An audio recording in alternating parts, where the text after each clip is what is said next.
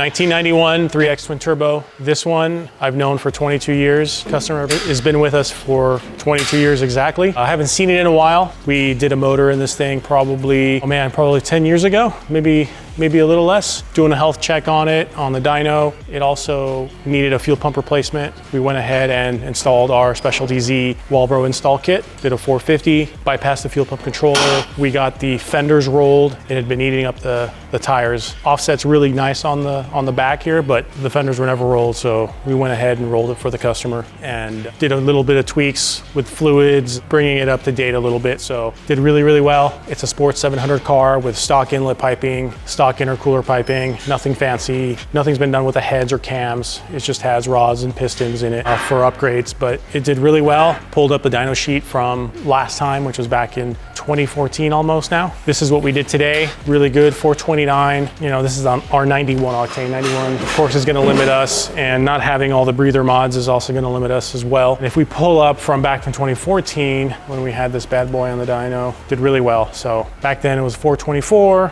396 foot-pounds of torque, comparing boost per boost. And hasn't seemed to lost any power. If anything, it's gained a little bit more, but it's a different day. So really happy.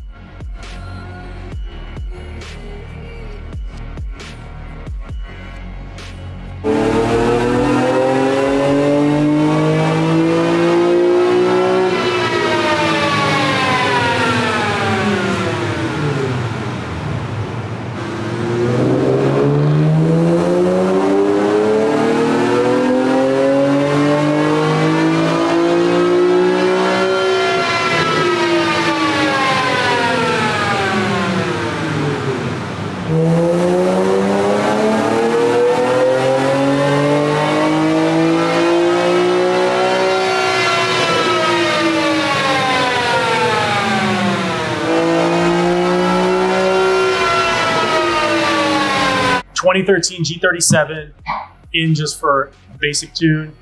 Got your basic cold air intake, exhaust. It's got throttle body spacers. It's the first time I've seen these units, so you're not doing it before and after, so you can see what the difference is with just those throttle body spacers. But overall, it did really well. It's an auto. It came in making 306 to the tire. It's got throttle body spacers. It's the first time I've seen these units, so you're not doing it before and after, so you can see what the difference is with just those throttle body spacers. But overall, it did really well. It's an auto. It came in making 306 to the tire, and we're at 319 wheel, straight 91 octane, and we picked up about 20 foot-pounds of torque in the mid-range and wheel horsepower as well. So it's done really good.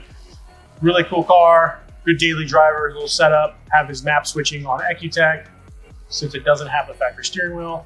Thankfully, Ecutech has the Bluetooth adapter, so we'll be able to do all his map switching using the Bluetooth app and adapter. So all in all, really happy with the results on this one. Good power on straight 91 octane.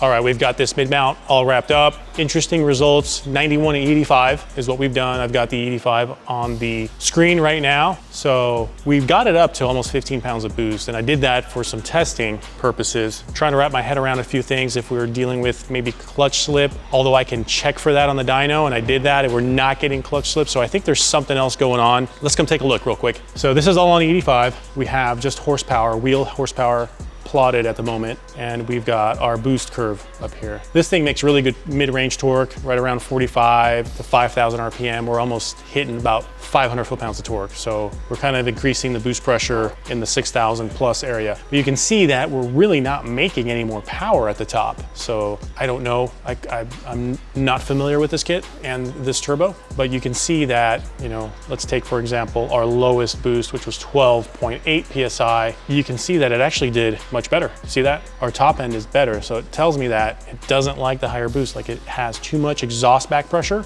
It can't get the exhaust out effectively. So you got to remember, on a single turbo, you have all 6 cylinders, exhaust gases, trying to get through one turbine wheel and one housing. And even though the compressor can certainly flow X amount, you got to take into consideration the turbine AR, and you got to take into consideration the turbine wheel size. All those 6 gases, cylinder gases, are trying to go through all that. So it's happiest at low boost. You can see that it holds it over here. In these areas, you can see where we increased boost pressure. It made a little bit more, nothing crazy, so it kind of was in its efficiency over here, but really interesting to see this. Just like, it is making the boost, but it's just not able to use it to make more power. So it just tells me there could be some back pressure that we're dealing with. And again, back pressure is very, very dangerous for an engine, not good. So it's careless to run these higher boost levels because you can wreak havoc on your engine. So we'll leave it around the 12 pounds boost area, still making really good power for that. So we're at 577 wheel. I'll bring up the torque.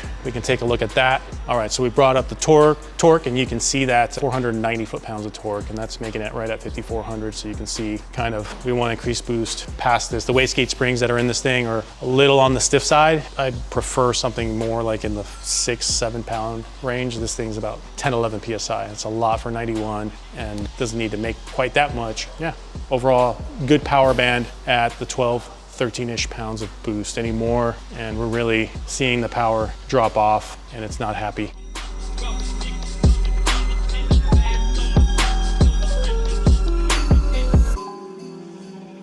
Now you come to me to say, Don Corleone, give me justice. But you don't ask for respect.